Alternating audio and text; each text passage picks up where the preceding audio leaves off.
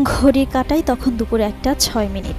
মাঝ আকাশে উড্ডয়ন করে বাংলাদেশ বিমান বাহিনীর একটি প্রশিক্ষণ বিমান। সঙ্গে সঙ্গে এটি বিধ্বস্ত হয়ে পড়ে ঢাকার উত্তরার মাইলস্টোন স্কুল অ্যান্ড কলেজের মাঠে। মুহূর্তেই আগুন জ্বলে যায়। চোখের সামনে ঘটা এই ভয়াবহ ঘটনার বর্ণনা দেন সেখানকার এক শিক্ষার্থী। দশম শ্রেণীর ওই শিক্ষার্থী বলেন, আমাদের একটা পরীক্ষা ছিল। পরীক্ষা দিয়ে বের হয়ে দাঁড়িয়েছিলাম। তখন আগুন ধরা প্লেনটা আমার চোখের সামনে বিল্ডিংয়ে আঘাত করেছে। ওই ঘটনায় তার এক বন্ধু নিহত হয়েছে বলেও জানান তিনি।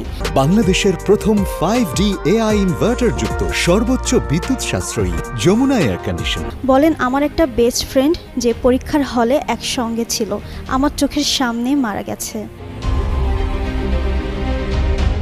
ওই শিক্ষার্থী আরও বলেন, স্কুল গেটের ভেতরে অনেক অভিভাবক দাঁড়িয়েছিলেন আর ছোটরা বের হচ্ছিল ছুটির সময়।